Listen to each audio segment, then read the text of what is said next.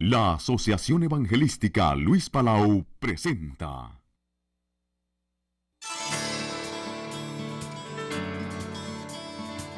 Instituto Bíblico de Superación Ministerial, Dr. Luis Palau. Muchos saludos, mis queridos consiervos en la obra del Señor. Les saluda Luis Palau con el placer de presentarles esta serie de estudios de superación ministerial en un curso de videocassettes especialmente preparado. Un curso bíblico avanzado, ágil y ameno, con un manual guía y libros de apoyo que le darán una nueva visión, que ampliarán sus conocimientos y que le otorgarán en forma práctica una gran cantidad de elementos que edificarán su vida y ministerio cristiano. Hoy tengo el privilegio de presentarles a otro gran amigo mío, Andrés Panasiuk. El pastor Panasiuk nos va a hablar sobre la administración y las finanzas. Tiene mucha experiencia sobre el tema. Primeramente es licenciado en las ciencias de la comunicación social. Segundo, es fundador y director del Departamento Hispano de los Conceptos Financieros Cristianos, una organización dedicada a ayudarnos en cuanto a la administración integral y el manejo de las finanzas como cristianos en la vida moderna. Así que con placer les presento para dictar el curso de Administración y Finanzas al pastor y profesor Andrés Panasiuk. Con ustedes, el profesor Andrés Panasiuk, con la clase Administración y Finanzas. Bueno, se cuenta la historia de un señor allí en el norte del estado de Indiana, en Estados Unidos, que tenía un campo bastante grande. Y un día fue al frente del campo y colocó un cartel enorme que decía: le regalo este campo a la persona que esté totalmente satisfecha con su vida. Y lo puso ahí en el frente del campo y se fue. A la mañana siguiente, golpean a la puerta de la casa. Abre la puerta, es el vecino. ¡Hey, vecino! ¿Cómo está? ¿Cómo le va? Muy bien, muy bien. ¿Y usted? Muy bien. ¡Qué lindo día! ¿No? Sí. ¿Qué lo trae por aquí? Bueno, me trae por aquí el cartelito que usted puso ahí en el frente del campo. Y ella, sí, ¿en qué le puedo servir? Bueno, vengo a colectar su campo. Sí, ¿cómo es esto? Bueno, es que yo soy una persona muy satisfecha con mi vida. Estoy totalmente satisfecho con mi vida. La verdad que tengo mi campo, tengo mi esposa, tengo mis hijos, tengo mi maquinaria. Estoy totalmente satisfecho con mi vida. Y entonces el hombre lo mira y le dice: mire, vecino, la verdad es que no le puedo dar mi campo. ¿Por qué no me puede dar su campo? Dice: porque si usted estuviera realmente satisfecho con su vida, no me vendría a pedir el campo. Y es verdad, ¿no? ¿Cuántas veces nosotros también, no? Decimos que sí, pero es no, decimos que no, pero es sí. Decimos: Señor, estoy tan contento con todo lo que tú me has dado, pero si tuviera una casita un poquito más grande. Gracias, Señor, por tu provisión, pero la verdad que nos gustaría un auto diferente. ¿Cuántas veces decimos: Señor, tú eres el rey del universo, menos de mi bolsillo? Parece que el Señor es el rey del universo, pero para pedirnos dinero tiene que sacar pasaporte, y tiene que pedirnos permiso. Es por eso que se llama esta conferencia pastoral El Principado y Fortaleza del Creyente, su bolsillo. Porque Dios es el rey de todo el universo, menos de nuestra vida económica. Hace algún tiempito atrás hicimos con Conceptos Financieros Cristianos un estudio en Estados Unidos con más de 4,000 creyentes. Para participar de este estudio entre estos creyentes, la gente tendría que haber dicho en primer lugar que había aceptado al Señor Jesucristo como su Salvador personal y que esa era la decisión más importante de su vida. Entonces, cuando le preguntábamos cuál era la decisión más importante de su vida, tenía que haber dicho aceptar al Señor Jesús como su Salvador personal. Número 2, tendría que haber estado asistiendo a la iglesia regularmente, por lo menos 2 veces por mes por el último año. Y en tercer lugar, tendría que tener buen testimonio.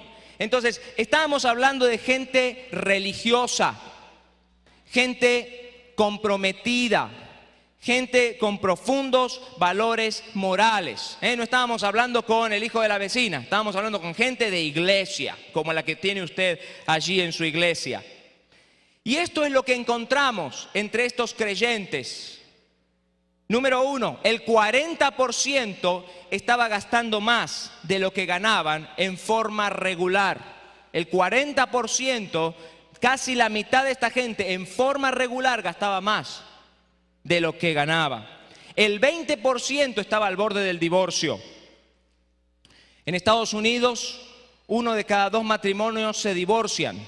Y de acuerdo a una estadística que se la puede decir cualquier consejero matrimonial, no tiene que ser un consejero norteamericano, pero cualquier consejero en Latinoamérica le puede decir que el 90% de los divorcios apuntan a los problemas financieros como uno de los problemas importantes dentro del proceso del divorcio familiar. Es increíble, pero en estos días los cristianos están pagando más en intereses que en diezmos. De acuerdo a un estudio realizado recientemente en Estados Unidos, los cristianos estamos pagando el 9.8% de nuestras entradas de dinero en intereses de deudas. Y solamente estamos dando a la obra del Señor el 2.8% de nuestras ofrendas. ¿Qué significa esto?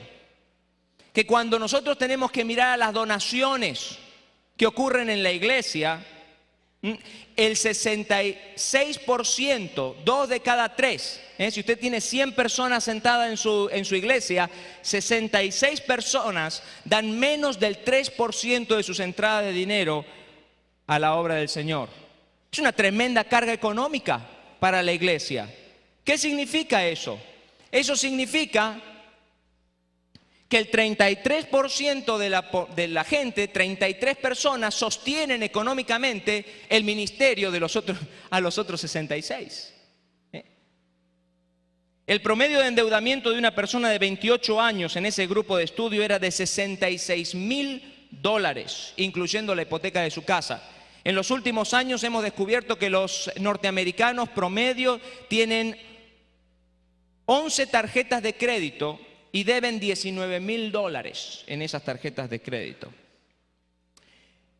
El problema dentro de la iglesia, lo triste de todo esto, es que el comportamiento dentro de la iglesia en cuanto a cuestiones económicas no es muy diferente del comportamiento fuera de la iglesia. Estas estadísticas que estamos viendo en este momento son las estadísticas que se ven en el mundo.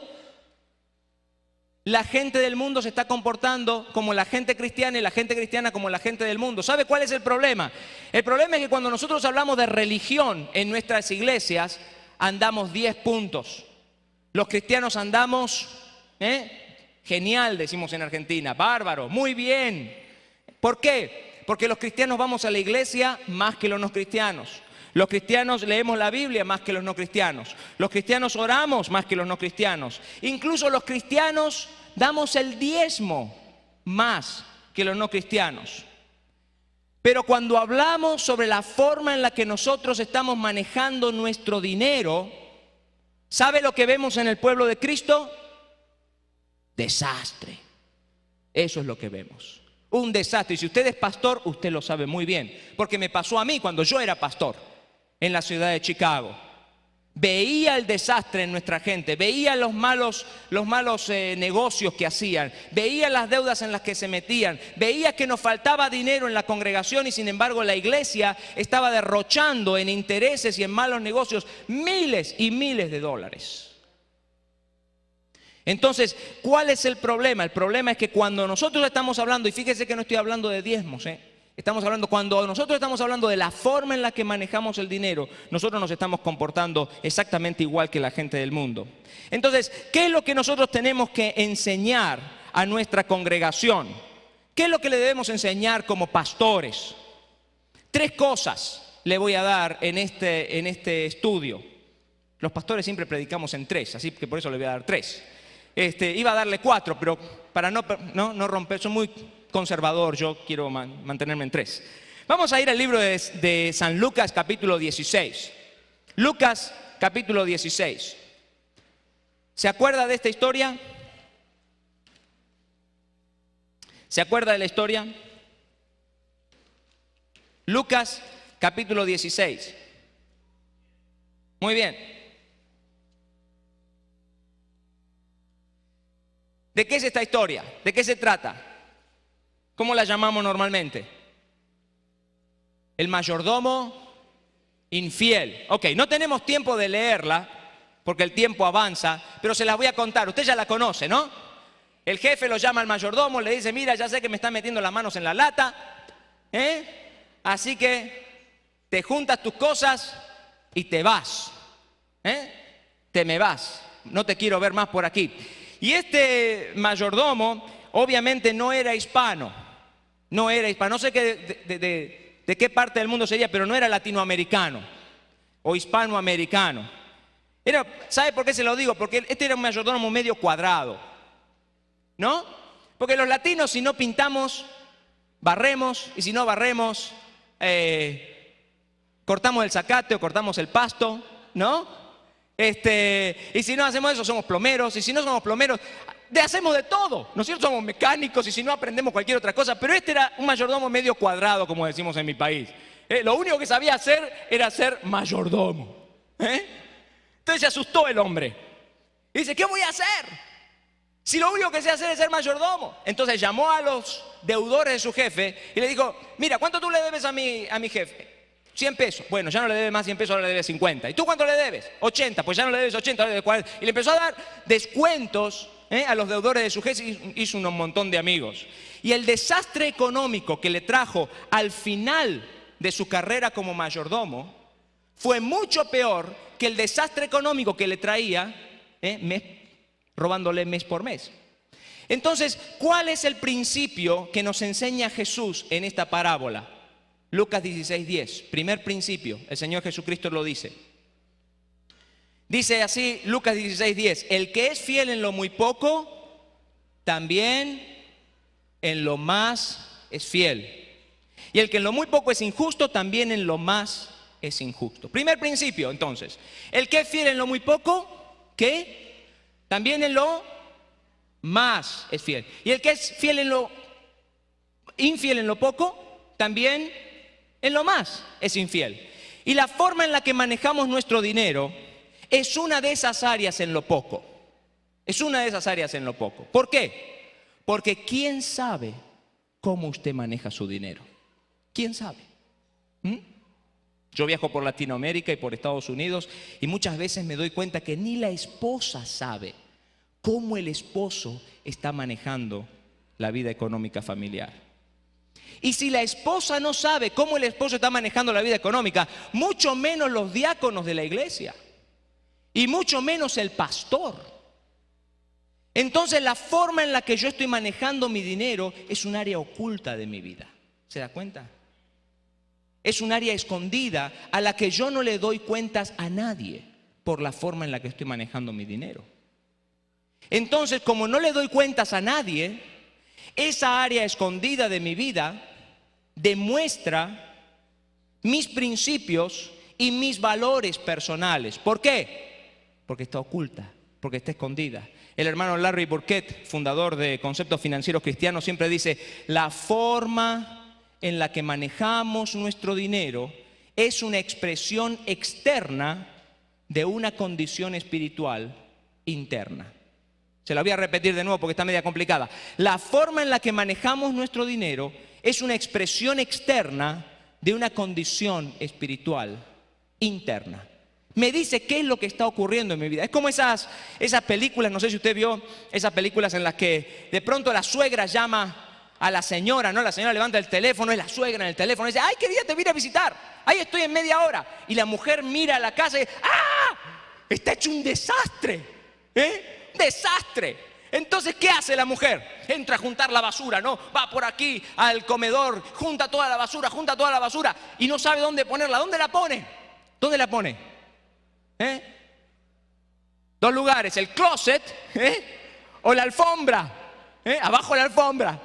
En Latinoamérica dirían abajo de la alfombra. Entonces corre a la cocina, junta todos los platos sucios abajo de la alfombra. Y sube al cuarto de los niños, junta todas las cosas sucias que había en el cuarto de los niños. ¿Y a dónde la pone? Abajo de la alfombra, ¿no? Y así, abajo de la alfombra. Al final esa alfombra parece en las montañas rocallosas. Está todo ahí debajo de la alfombra. Llega la suegra, ¿no? A la media hora, entra la suegra en la casa y ¿qué es lo primero que hace?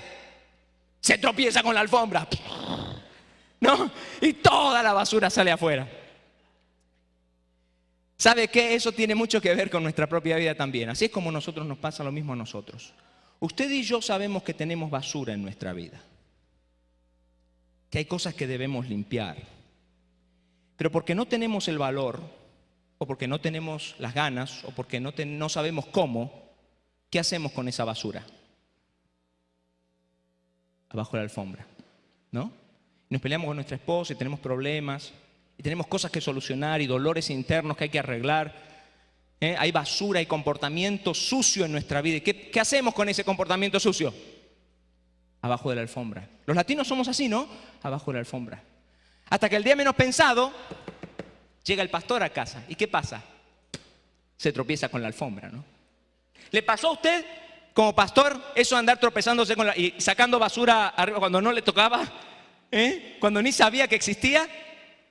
¿Le ha pasado a algún pastor? No les veo muy bien. Levante la mano si a usted le pasó.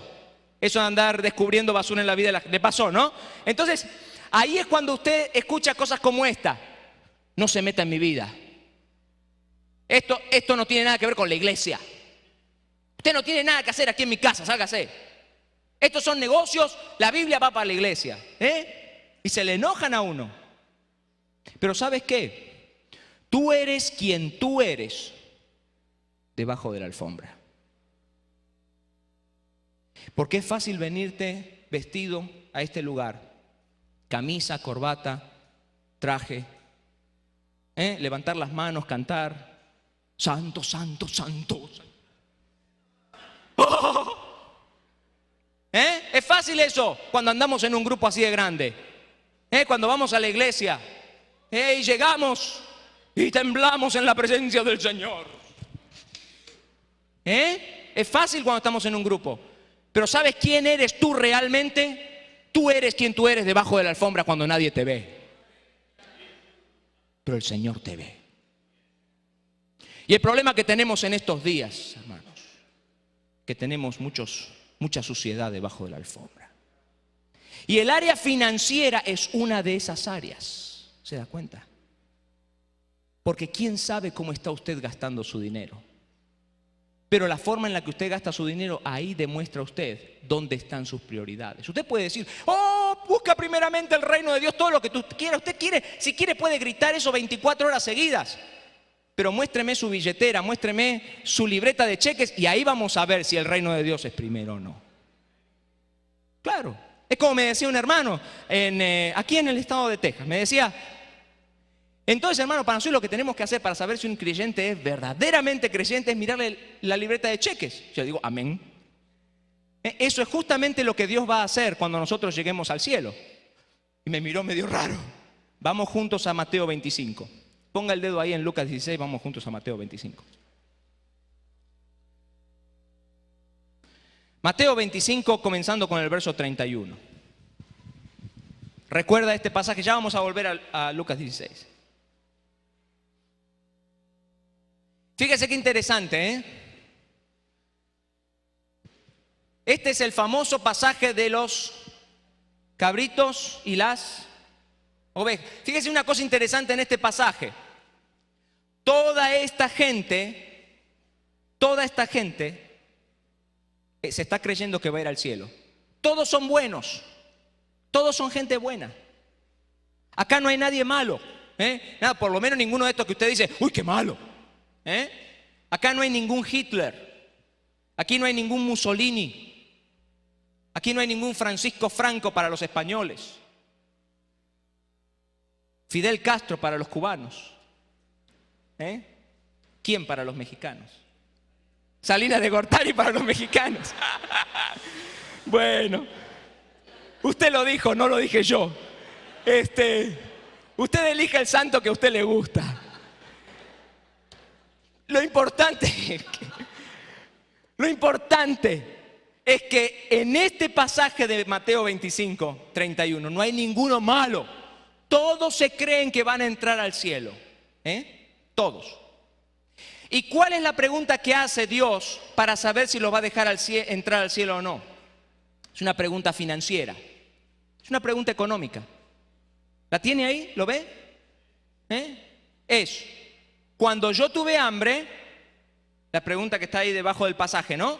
Cuando yo tuve hambre, tú me diste ¿qué? De comer. Fuiste, me compraste una hamburguesa, me compraste papas fritas y me diste de comer. Y cuando yo tuve sed, fuiste, me compraste una horchata, o me compraste un refresco y me diste de beber. Y cuando estuve desnudo y no tenía ropa, ¿qué hiciste? Fuiste y me compraste ropa para darme de vestir. ¿Se da cuenta? Y cuando estuve en la cárcel, fuiste y hablaste con tu jefe en el trabajo para que te dé un día libre, te tomaste un día de vacaciones para venir a la cárcel, ¿a qué? A visitarme. ¿Se da cuenta que es una pregunta económica? Es una pregunta financiera. Es muy interesante, porque aquí te dice, y cuando estuve enfermo, tú me visitas. Ahora, fíjese qué interesante. ¿A quién le habla este pasaje? Dice, cuando yo tuve hambre, ¿quién? Tú, ¿no? Dios dice, cuando yo tuve hambre, ¿quién? Tú me diste de comer. Es muy interesante porque en el Antiguo Testamento había varios diezmos. Y uno de esos diezmos estaba reservado para llevarse al templo para satisfacer las necesidades de los pobres de la casa de Israel. Específicamente para satisfacer las necesidades de los pobres de la casa de Israel. Pero fíjese qué interesante que en Mateo 25 Dios nos dice, cuando yo tuve hambre, tú me llevaste al templo para que me dieran de comer. ¿Qué dice? Cuando yo tuve hambre, ¿quién? Tú. Y yo creo, hermanos, que nosotros tenemos que aprender a delegar responsabilidades. Es muy bueno delegar responsabilidades. Pero en los últimos 20 a 30 años, la iglesia latinoamericana ha aprendido a delegar más responsabilidades que la que tendría que delegar. Ha aprendido a delegar responsabilidades que son responsabilidades personales e individuales del creyente. Y dar de comer al hambriento, y dar de beber al sediento, y dar ropa al que está desnudo, y visitar al que está en la cárcel, es una responsabilidad ¿de quién? ¿De la iglesia? ¿Qué tipo de responsabilidad es? Individual. Fíjese, esto lo pregunto por toda Latinoamérica y aquí en Estados Unidos. Dígame lo primero que se le viene a la cabeza, ¿ok? Cuando le hago esta pregunta. ¿Listo? Presta atención. Cuando hay alguien enfermo en la iglesia, ¿qué dicen los hermanos? ¿Quién tiene que ir a visitar? Es increíble.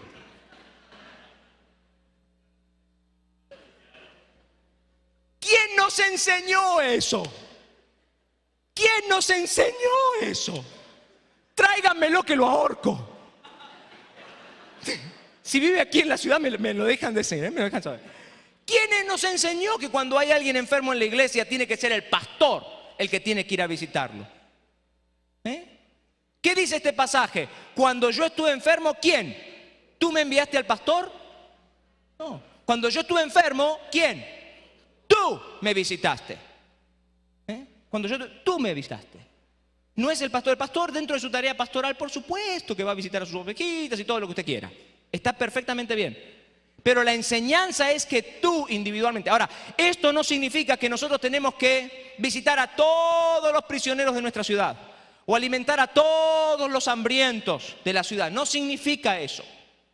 Este pasaje significa que nosotros tenemos que desarrollar una sensibilidad espiritual suficiente como para descubrir a Jesucristo detrás de aquel que nos viene a pedir un bocado de pan, detrás de aquel que nos viene a pedir algo de beber. ¿Se da cuenta? Porque algún día nos vamos a encontrar con el Señor y le vamos a decir, ¿cuándo nosotros te vimos y no te dimos de comer? ¿Y cuándo tuviste sed y no te dimos de beber? Y nos va a decir, ¿te acordás? En esa época, cuando yo tenía hambre, tú llamaste a tu pastor para que me dieras de comer. Ahora, ¿se da cuenta que es una pregunta económica? Entonces, ¿por qué hace Dios una pregunta económica para dejar entrar a esta gente al cielo? ¿Por qué? ¿Porque somos salvos por las obras? ¿Sí? ¿Hay alguno que dice, ¿cuántos herejes tenemos por aquí? ¿Por qué somos salvos, hermanos? Por la gracia. ¿Y por qué más? Por la fe en el Señor Jesucristo. La palabra de Dios es bien clara.